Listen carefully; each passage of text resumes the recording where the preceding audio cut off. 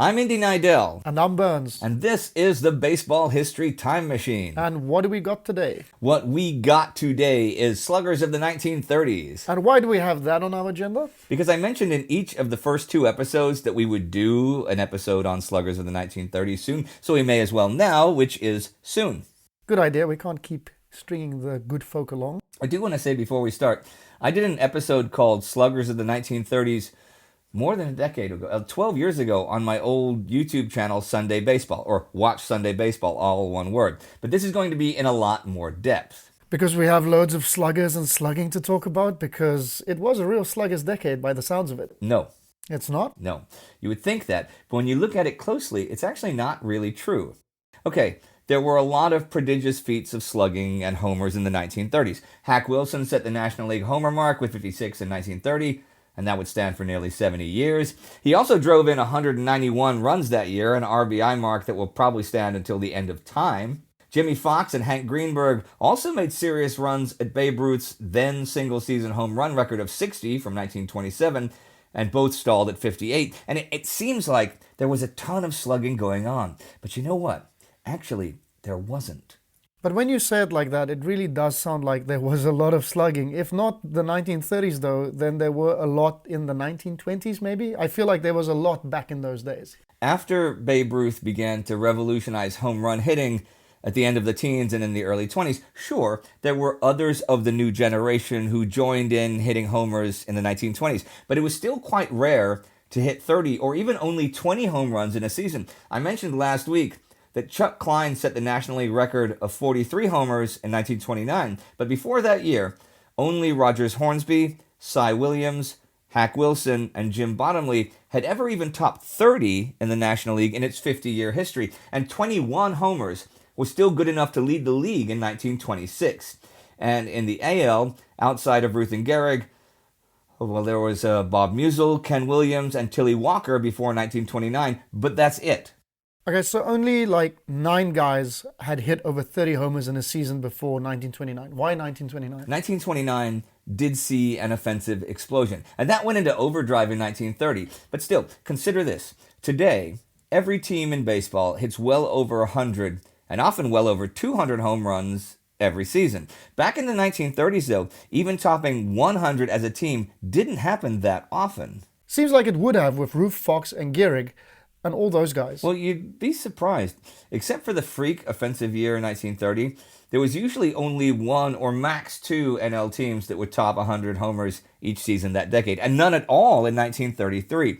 And over in the American League, it was only the Philadelphia A's, who had Al Simmons and Jimmy Foxx, and the Yankees, who had Ruth and Gehrig, who topped 100 in a season 1930 to 1933.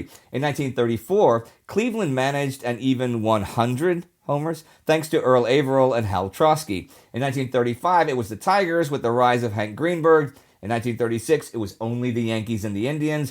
In 1937, it was 4 of the 8 AL teams for the first time ever, with the Indians, Tigers, and Yankees joined by the Red Sox, who now had Jimmy Foxx. But in 1938, the Red Sox did not hit 100 homers as a team, even with Foxx hitting 50 by himself. And every year of the decade had at least a team or two hitting only 60, 50, 40, or sometimes not even 30 homers in a season. Okay, so who had the lowest team total for that decade in the American League? The White Sox hit only 27 homers in 1931. As a team, who in the NL had the lowest? The Reds, also in 1931, had just 21 homers. See, we still think of it as a big slugging era because of the exploits of just a few hitters. And they were pretty impressive. It was Jimmy Foxx who actually hit the most home runs in the 10 years of the 1930s with 415.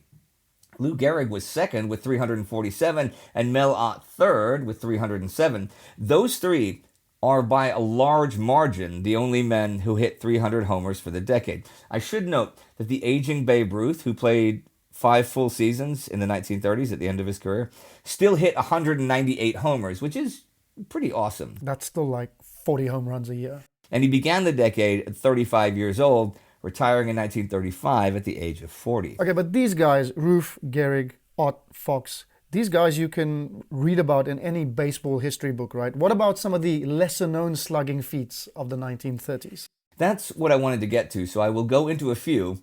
And these feats seem even more impressive when you again realize there really wasn't that much slugging going on. Okay, give me one. In 1930, rookie Wally Berger hit 38 home runs for the Boston Braves, a rookie record that stood until Frank Robinson tied it in 1956. Then Mark McGwire obliterated it in 1987, and then just a few years ago, Aaron Judge and Pete Alonso hit 52 and 53 in their rookie seasons. Berger, somewhat unfairly forgotten today, was a huge star in the early 1930s and appeared in the first 4 All-Star games before injuries derailed his career mid-decade when he was around 30. That's quite sad. Give me another one. Well, there is Old Tomato Face. Old Tomato Face. Old Tomato Face. That is Hall of Fame catcher Gabby Harnett's nickname. Old Tomato Face. Yep. And Old Tomato Face hit 37 home runs in a season, which was the single-season record for catchers until Roy Campanella broke it with 41 in 1953. Johnny Bench then held the record for decades after hitting 45 in 1970. But just the other year, Salvador Perez hit 48, so that's the new catcher record, though Perez did play like 40 games or so at DH that season. What about, let me think, shortstops? They didn't traditionally hit a lot of homers. Brooklyn shortstop Glenn Wright hit 22 homers in 1930, which doesn't sound like much nowadays, but it was the all-time record for shortstops, and that lasted exactly a decade until Joe Cronin hit 24 in 1940. Okay, who has that record now? Is it A-Rod? Yeah, Alex Rodriguez and Ernie Banks now actually have the entire shortstop homers top 10, except for Fernando Tatis Jr., tying for the bottom spot with 42, although he did play a bunch of games in the outfield the year he did that. A-Rod's 57 in 2002 is the shortstop homer record. Okay, but only 22 homers was good enough to be the top shortstop mark for the whole 1930s. Wright had already set the all-time shortstop homer record with 18 in 1925, which was broken in 1929 by Travis Jackson's 21, and then Wright's 22 in 1930. Before 1925, the shortstop homer record was Bad Bill Dahlian's 15 homers way back in 1894, and yes, that is how you pronounce his last name, Dahlian. And after Wright's new record in 1930, no other shortstop even hit 20 homers in a season from 1930 to 1939. Cronin hit 19 in 1939 before setting the new record in 1940. Well, there wasn't really that much slugging going on when you break it down like that. You know what, though? One other shortstop hit 19 one season in the 1930s, but I think it deserves special mention because that shortstop managed to slug .607, which was a season slugging percentage record for shortstops that's only ever been passed by Banks, Rodriguez, Tatis, and Corey Seager. Hold on, somebody slugged over 600 of only 19 homers. Yeah, and that someone was none other than Pirates shortstop Archie Vaughan in 1935. And just how could he slug that high with only 19 homers? The answer is he hit .385 that year. And since the dude could also take a walk, he had an on-base percentage of .491, which is still the record for shortstops, an all-time record going back to the 1870s. That's incredible. But does this include the Negro Leagues as well? It does not. And just poking around Negro League stats, Willie Wells had one higher average season, a higher on-base percentage season, and several higher slugging seasons, but they were also in far shorter seasons against a far smaller total talent pool of players. Now, I had to look that up. I don't know Negro League stats at all like I do the other stats because they weren't published for most of my life, which is a shame because I can't really talk about them all that knowledgeably. Do you know a lot about Wells at least? No, I don't actually. I know he put up some amazing numbers when he was in his early 20s, and then they just dropped off a cliff in 1931 when he was 26, and I don't know why. He had a couple really good seasons after that before retiring in 1948, but nothing like his 5-year peak up to 1930. And again, I really don't know why. Maybe that's your homework. Yeah, sure. Yeah, it's good homework. Okay, I'm going to quickly mention yet another shortstop here, all right? Sure, give us another shortstop.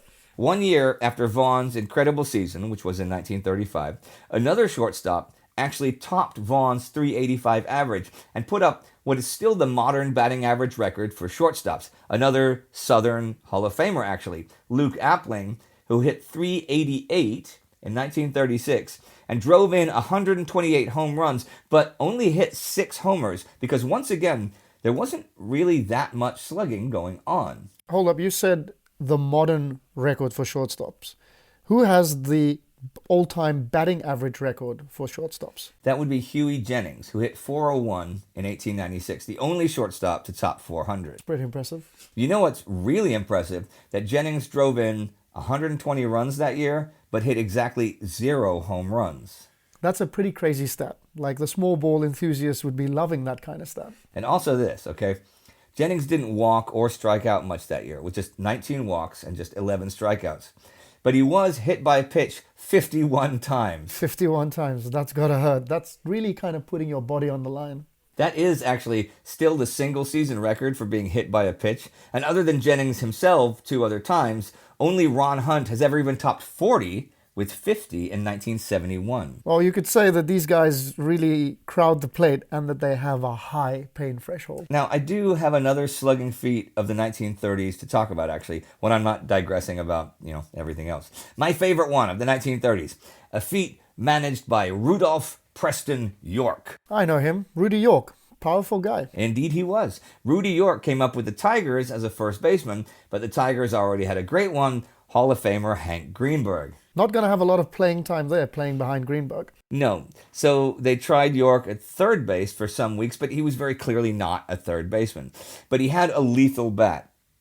So in desperation, on August 4th, 1937, the Detroit Tigers played rookie Rudy York at catcher to keep his bat in the lineup. That's some desperation, and I'm going to guess it was a good call. You have no idea. In the month of August 1937, now playing catcher, rookie Rudy York hit 18 homers and drove in 50 runs. 18 home runs in 1 month. That's who you were hinting about in the first episode. Yes, and yes. 18 home runs in 1 month as a rookie. And it was the record at the time. It was, but not just for rookies. It was the overall record for home runs in a calendar month, passing Babe Ruth's mark of 17 in September 1927. And York's mark lasted not just for rookies, but for everyone until Sammy Sosa hit 20 in 1 month in 1998, 61 years later. Well, that's a very, very impressive beginning to any career. It sure was. What about 50 RBI in 1 month? Was that the record? It was the rookie record, but not the overall record. Which was? Hack Wilson in his 1930 campaign drove in 53 runs in August. That's the National League record, and is tied for the Major League record with Joe DiMaggio, who drove in 53 in August 1939. York's 50 actually tied the AL record at the time, though, which was Lou Gehrig's 50 from July 1930. Actually, 6 of the top 10 RBI calendar months of all time are from the 1930s, and 3 more are from 1928 and 1929. Okay, so we're missing one. Who's the other one in the top 10? This, you will never guess. I bet nobody out there would ever guess this. Okay. Gus Bell had 45 RBI in June 1953. Yeah, I never would have guessed that. I don't think anyone outside the Bell family would guess that. Here's something else, though. Of the top 25 most RBI calendar months, those with 42 or more RBI in a calendar month, 23 of 25 are from the 1920s and 1930s. Gus Bell is one of the other two. Who's the last one then? One guy had 43 RBI in August 1943. You should be able to guess who that guy was. Rudy York? Yep, Rudy York is on that list twice. Is anybody on that list 3 times then? Lou Gehrig and Joe DiMaggio. But wait, no one has had 42 or more RBIs in a calendar month since the 1950s. What about Manny Ramirez when he had that huge RBI season back in 99? He had 165 RBI that year, which is 14th on the all-time list, but he never had more than 33 in one calendar month. That's a hell of a lot of RBIs though. Except for that season and 2 seasons by Big Sam Thompson from the 1800s, the entire top 20 single-season RBI totals are all from the 1920s and 1930s. Wait a minute. It's sluggers who lead the league in RBI. So if those top season totals are from the 20s and the 30s, there must have been loads of slugging going on based on those metrics. But they were all done by the same small handful of sluggers. First of all, only 2 were in the NL. So 15 of the top 20 RBI seasons of all time were American League players from the 1920s and 30s. Babe Ruth 3 times, Jimmy Fox 3 times, Hank Greenberg twice, and Joe DiMaggio, Al Simmons, and Hal Trotsky once each. And if you keep going down the list, those same names keep appearing. Hang on, who's Hal Trotsky? You mentioned him before. Yeah, Trusky, a very much forgotten slugger of the 1930s. Cleveland's first baseman, who had 6 straight seasons of over 100 RBI and hit as many as 42 homers in a season. He sounds legit. He was the real deal, and he drove in 162 runs in 1936. But the American League in the 1930s had first basemen Fox, Gehrig, and Greenberg. So Trusky was never even an all-star, and his career was derailed when he began getting migraines so bad he couldn't play. That's a real shame. See, the thing about the 1930s is there was a lot of hitting going on, but not all that much slugging. Like how? Like, the American League batting averages ranged from 273 to 288, which was actually down from the 1920s. And the AL would never reach even 273 again after the 1930s until 1994, when league slugging averages were a lot higher. So there were a lot of guys getting on base in the 30s, but not that many of them driving them all in with big blasts. Okay, I think I get it now. So RBIs don't necessarily equate to slugging, per se. There were big slugging moments, though. Lou Gehrig hit 4 homers in one game in 1932. Was he the first guy to ever do that? He was the first in the 20th century, but he was the 3rd overall. All right, who was the other 2 then? Bobby Lowe in 1894 and Big Ed Delahanty in 1897. Delahanty, I've heard that, but who was Bobby Lowe? Bobby Lowe was a decent, if unspectacular, player for the Boston dynasty of the 1890s who won 5 pennants in 8 years. They're now the Atlanta Braves, right? They are.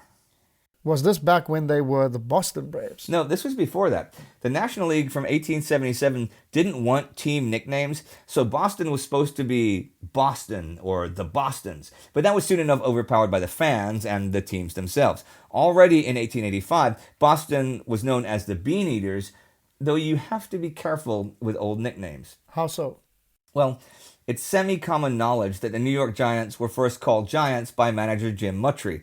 He claimed in the 19-teens that he coined the name in 1888, but as far as I'm aware, it first appeared in print in the New York World on April 14th, 1885, and was in common use within weeks. Hey, fun fact, the 1885 New York Giants were the best second-place team in history. What do you mean? They finished 85-27. Holy shit, 85 wins, 27 losses. What kind of winning percentage is that? 759. So 759 and you're finishing second. That's tough luck. Who beat them? The Chicagos, today's Cubs, otherwise known then as the White Stockings, but also, if you look at old newspapers, the Babies. The Babies? As in Anson's Babies, after team captain Adrian Anson, whom we call Cap or Pop, but whom the papers in the 1880s often called Baby Anson, and the team Anson's Babies. How come? I have no idea. That's a shame. Sounds like there could be a story there. There probably is a good story there. Maybe I'll learn it one day. I don't know. Well, anyhow, back to Bobby Lowe of the Boston Baseball Club. Yeah, back to Bobby Lowe. Lowe had an 18-year career primarily as a second baseman. He was a good defensive player with excellent range, but overall a below-average hitter, as his career OPS plus is only 87. With 100 being average. Right. How the heck did he hit 4 homers in one game then? He did have power, especially right when the modern pitching distance came in 1893, when he was 3rd in the league with 14 homers, and then he was tied for 2nd in 1894 with 17, one behind Triple Crown winner Hugh Duffy, Lowe's teammate. So that year, Duffy set the all-time batting record at 440, and Lowe hit 4 homers in one game. 2 of them in one inning, actually. Wow. So here's the game, according to Bobby Lowe himself, okay? The Chicago Daily News had a series in the 1940s called My Biggest Baseball Day, which was sports writers and players remembering just that. 172 out of the 175 articles are about stuff post-1900, but 3 are not, and one of them is Bobby Lowe's recollections from Decoration Day 1894. Decoration Day is now Memorial Day, right? It is, and it used to be every May 30th, though now it's the last Monday in May. So May 30th, 1894.